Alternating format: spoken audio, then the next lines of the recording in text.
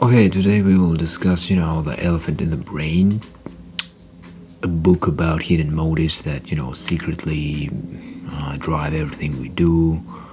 You think you know why you do things? Huh. The authors Kevin Simler and Robin Hanson here to slap you with the reality check. This book says that we lie to ourselves a lot, not in a malicious way, but because our brains wire for self-deception. Why? Because it helps us look good others to others, gain social status, and survive in the jungle of human interactions. So let's break it down into 10 brutally honest takeaways.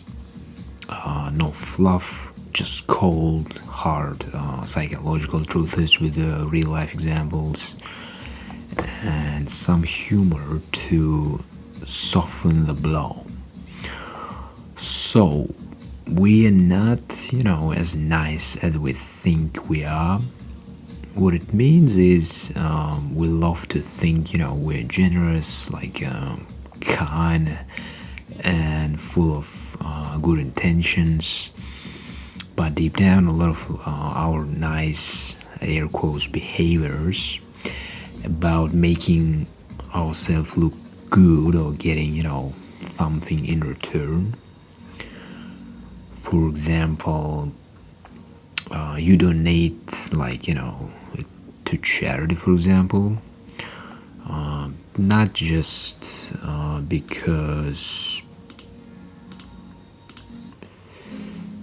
not just because you care about the cause, but also because it makes you feel good and people, see you as a generous, kind person.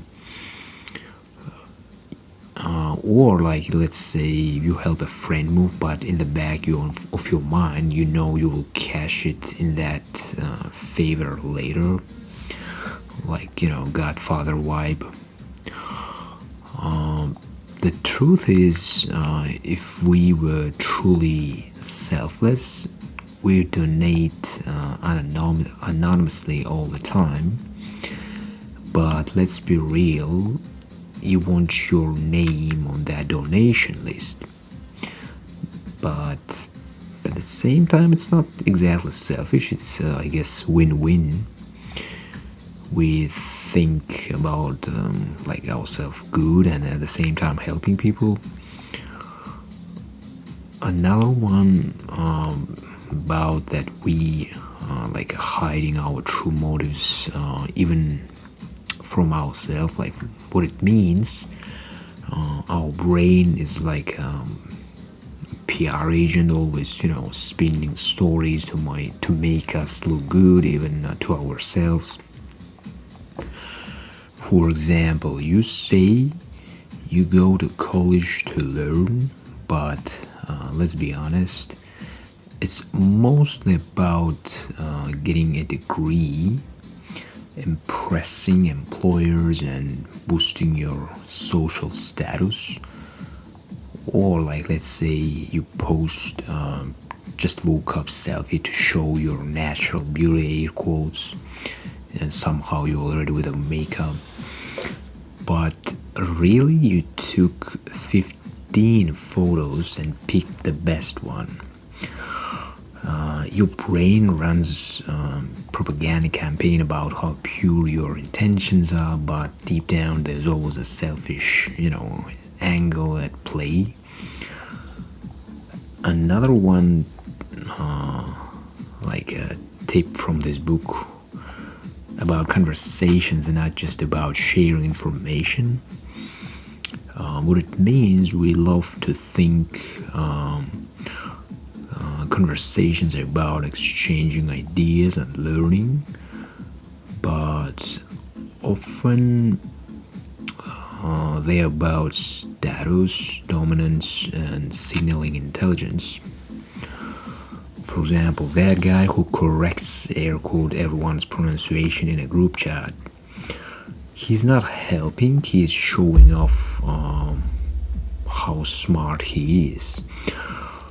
Or another example, when people talk about a like air quotes deep movie they watched, it's often just to flex their sophisticated taste.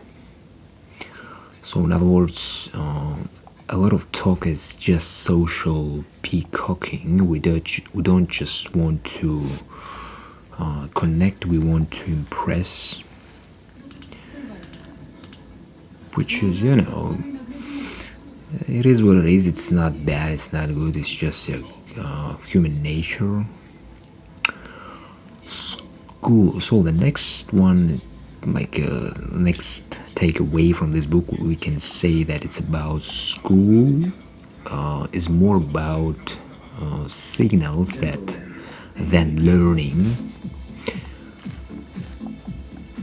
And what it means, you would think education is about learning useful things, but actually it's mostly about proving you're smart, disciplined, and capable of following rules. For example, most jobs do not care what you learn in school. They just care that you have a degree, which signals you're not lazy and can, complete tasks. And you're ready to be a slave in fucking office. Or you remember very little from high school subjects, yet companies still ask for diploma. So in other words, education is less about knowledge. It's more about proving you can jump through hoops. Another one take away from this book, it's about love and dating, and not as romantic as you think. What it means, we tell ourselves we date based on air quotes love and chemistry, but deep down attraction is a ruthless game of evolutionary advantages. For example, guys flex money, confidence, or social status because this signals good genes and security. Or a woman enhance their looks because youth and beauty signal fertility. So truth is about, the dating game is less about love, more about biology and social status. And it's kind of, I think it's a mix, It's at the same time we got logic and also emotions. Also, from this book, we can mention another takeaway about medicine. That medicine isn't just about health; it's about reassurance. What it means, we go to doctors not just to get treated, but because it makes us feel careful. For example, ever notice how doctors sometimes give you medicine for things that don't need treatment? That's because you expect a solution, even if your body could heal on its own. Or another placebo effect is real. If a doctor gives you a sugar pill and says it works, you might actually feel better. So the truth is about this insight, let's call it. A lot of medicine is about making you feel like you're doing something, even when it's unnecessary, because at the end of the day it's just another business. Okay, another takeaway from this book, it's about politics. That politics is more about like a team loyalty than truth. What it means, people like to think, they voted based on facts and logic, but in reality, most of us pick a team and defend it blindly. For example, if your favorite, politician does something bad, you find excuses. If their opponent does the same thing, you get outraged. Or another example, most political, debates, performances. In other words, people are not trying to learn, they are trying to win points for their side. So the truth here is about that people rarely change political views because it's tied to identity, not facts. And despite of facts, people are gonna, defend their own tribe. It's not about being, objective. Next takeaway from this book is about work, that work is full of fake productivity. And what it means, a lot of work isn't about getting stuff done, it's about looking busy and playing the corporate game. For example, ever seen someone schedule a meeting just to seem important? Or people love buzzwords like synergy and alignment, but half the time they don't mean anything.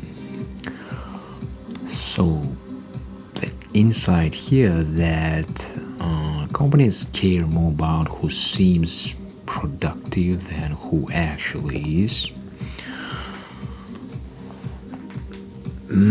But it's not exactly. I'm not agree 100%. Of course, you can fake it, but if at the end of the day you're not productive, you're not really showing result, I think you're gonna be fired. Okay, the next one is about charity and altruism. That it's have hidden agenda. That charity and altruism have hidden agendas, and what it means.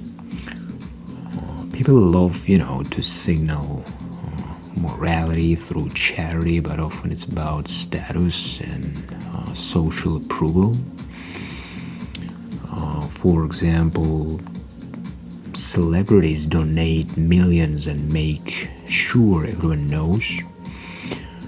Or another one, people share causes online but rarely actually donate. So the truth is about that if helping was the goal, people would give in private, but most charity is about virtue signaling. And another tip, important, one of the interesting insight from this book is about that it's about social media. That social media is a giant status game or flexing game, let's call it. What it means that social media isn't just for air quotes connecting with people. It's a 24/7 competition for status, approval, and influence. For example, people post selfies not just because they like the photo, but because they want likes.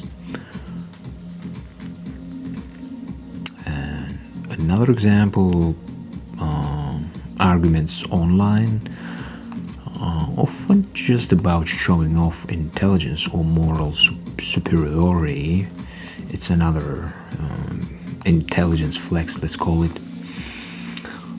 The insight here that most of social media is an ego playground. Especially, people like to share their aggression because